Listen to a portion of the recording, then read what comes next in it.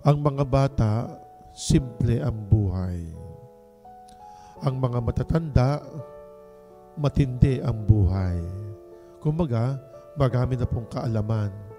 Maraming kaalaman sa buhay-buhay sa ibabaw ng lupa. Kung kaya't kapag tayo nagtuturo sa kanila, ibigay nila natin dapat ang tama.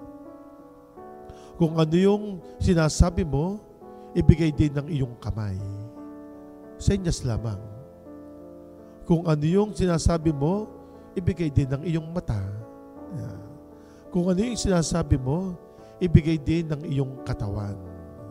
Ang tamang pagtuturo sa ating mga anak ay dapat po'y nakaugat sa itinuturo ng ating Panginoong Hesukristo. Ipakita natin ang kabanalan ng ating Panginoon Diyos.